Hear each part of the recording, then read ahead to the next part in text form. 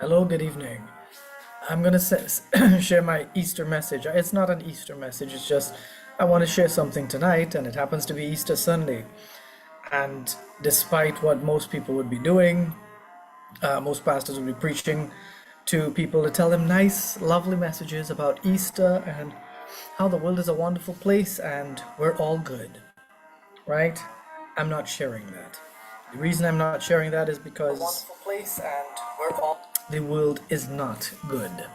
The country is not well. I'm sharing this in the timing of elections next week, and many people think that voting one way will be good for the country, voting the other will be bad for the country, so they'll vote however they see fit. The thing is, no politician can fix the country because in this country right now, the people are the problem. Because the leadership represents the wishes of the people.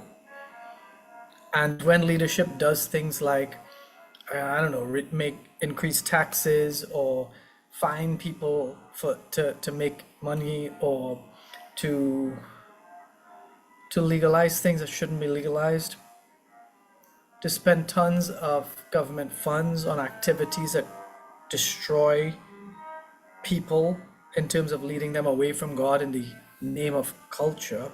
And all governments have done that. I'm not saying any particular one did. All have done that.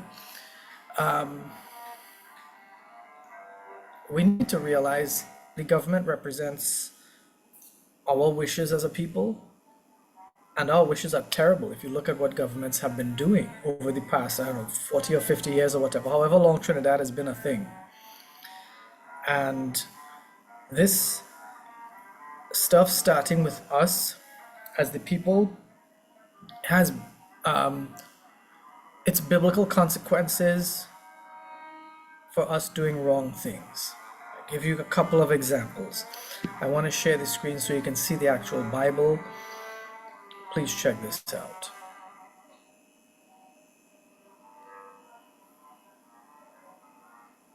I totally want to, right. This here is Jeremiah 2:23 and ongoing. You say, that's not true. I haven't worshipped the images of Baal. But how can you say that? Go and look in the valley in the land, in any valley in the land. Face the awful sins you've done. This is Trinidad. Many Trinities will say, we've never worshipped any false gods. We've not worshipped anything other than the one true God. I'm not talking about religion here. I'm talking about Trinities. You can see who a Trini worships by what the Trinity cherishes. For where your treasure is, there your heart will be also. And Trinities treasure rum, fet, liming, music, ungodly music, because that's where their heart is. They treasure ungodly things. This is a personal message to you. Do you treasure the things of God, or do you treasure the things common Trinities treasure? Now I know I'm generalizing, so there are exceptional people who this would not apply to at all. So please, if you're going to take offense at this, take offense because it's true. Don't take offense, well, that's not me. Well, no, I wasn't talking about you then. If you're not a person who cherishes alcohol and smoking and whining behavior and disgraceful behavior, and every free moment you just try to run to a bar or club because that's where you belong. If you don't like that kind of lifestyle, I'm not talking to you. So shut up, take it in, and try to help other people leave that lifestyle. Yeah, so even the people who think they're good, stop being so offended by every stupid thing that people say. So, Trinities would say they have not worshipped false gods or images and whatnot. And that's not true. Go and look in any valley in the land. Go and look. This is a long weekend. People look forward to long weekends. It's a lot of money, time, and effort sacrificed towards certain activities. And what do people find themselves doing? Ungodly stuff. Here comes a hurtful one, sorry. Face the awful sins you've done. You are like a restless female camel, desperately searching for a mate. And this is real. You're like a wild donkey, sniffing the wind at mating time. God is literally saying you're like desperate animals in heat, chasing after other gods. And please don't say, I don't serve any other God but God, before you think about yourself and your life.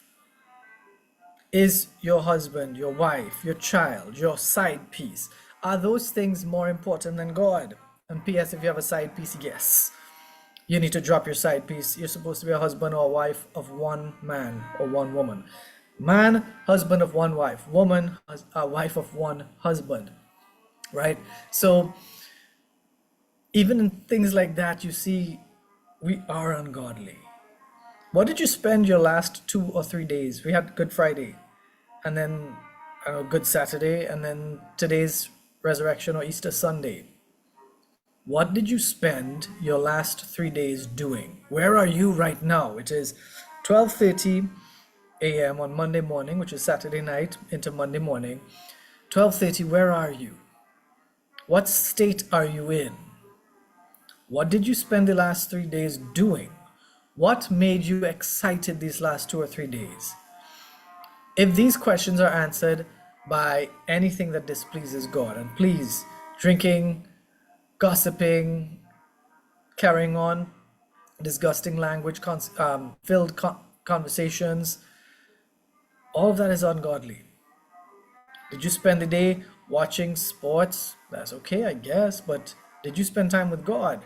And if sports took precedence over spending time with God, you're spending time chasing after a false God. Well, sports is not my God. Some people will say, well, it is if you'd rather go watch sports than serve the Lord. Did you read the Bible? And if you did, congratulations, but you didn't do much there. Did you study the Bible? I'm almost sure 95% of people, no, I'm sure 95% of people who could see this have not studied the Bible this weekend. By studying, I mean real study. You pull out the book, you find the parallel scriptures, you find commentaries, you go to original language. That's a Bible study. Not read it and try to understand what it says full stop from your own little head. That's not sufficient.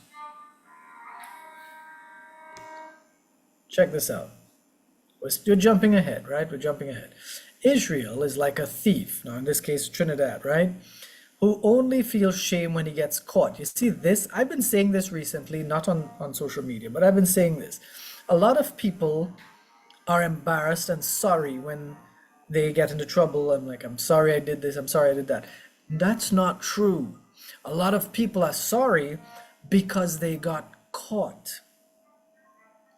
Most people aren't sorry because they've done something wrong. They're sorry because they got caught. That's a reality. And I didn't even know this was in the Bible. Here I'm seeing it.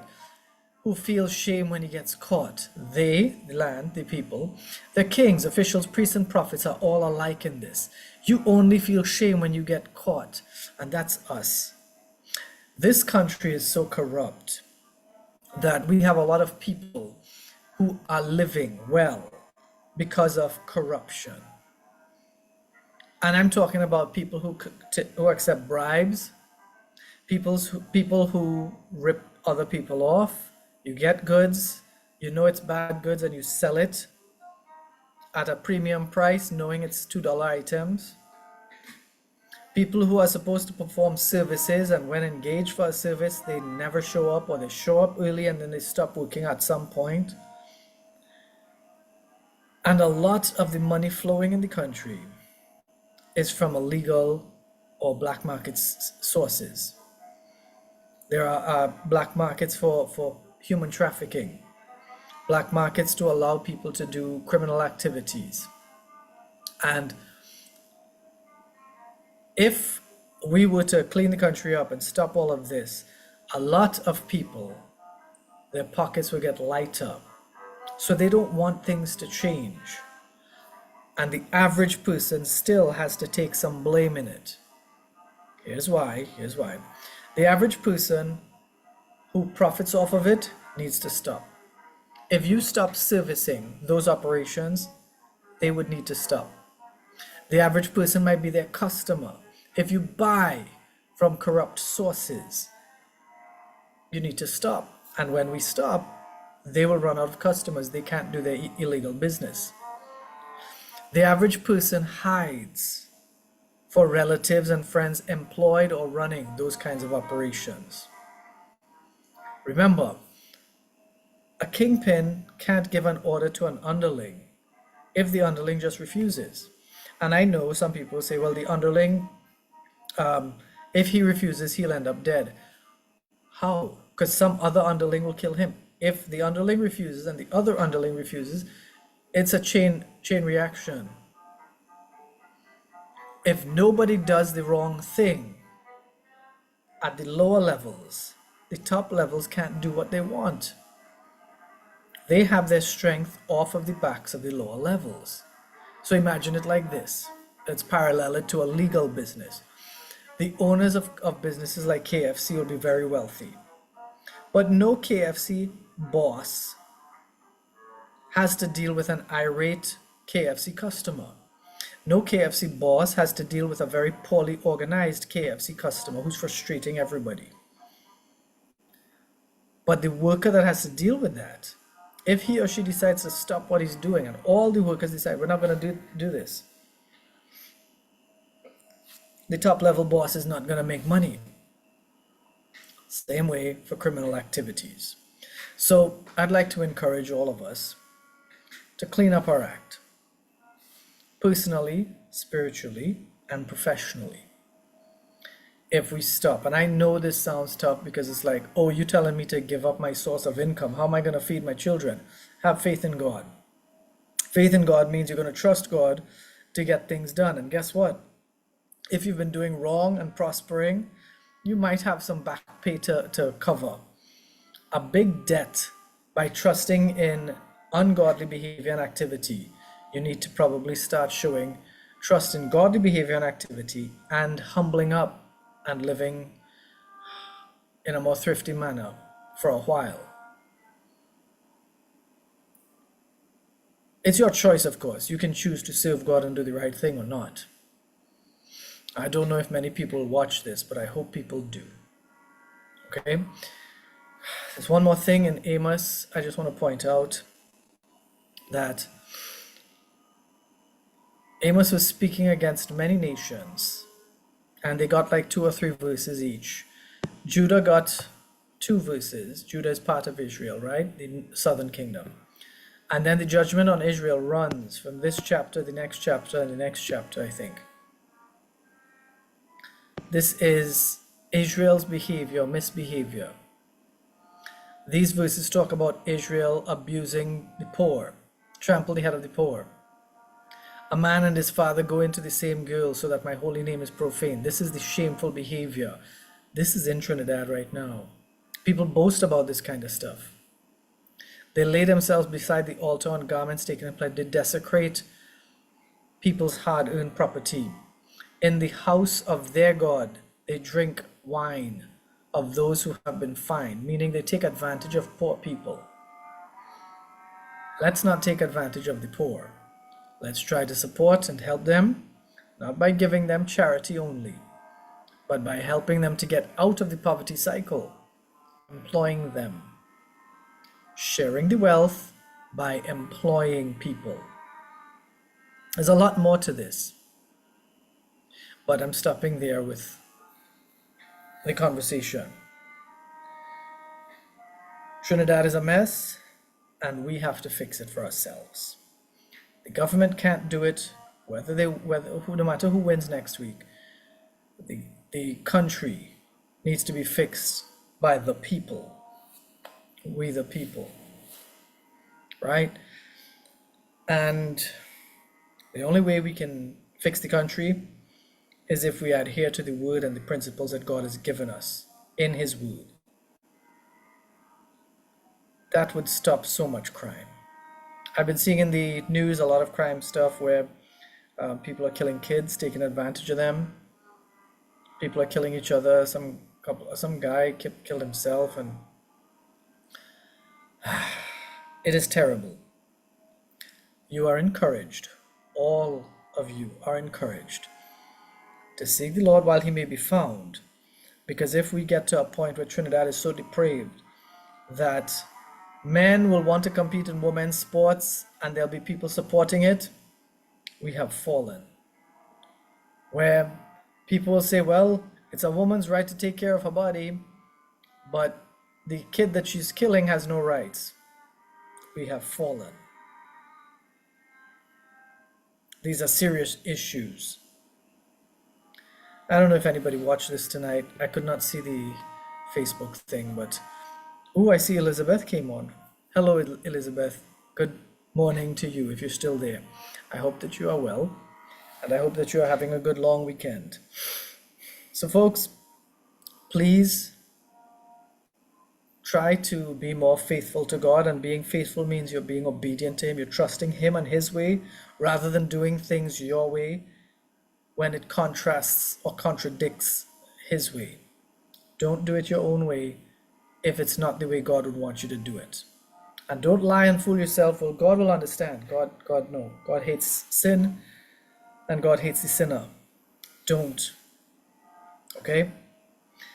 I will try to come on again a couple times this week, and by God's grace, we'll see how that works. I do want everybody here to have a good night. God bless you and keep you. Take care, and goodbye. I totally need to shut off this Facebook. Oh yeah, right. Take care. Bye.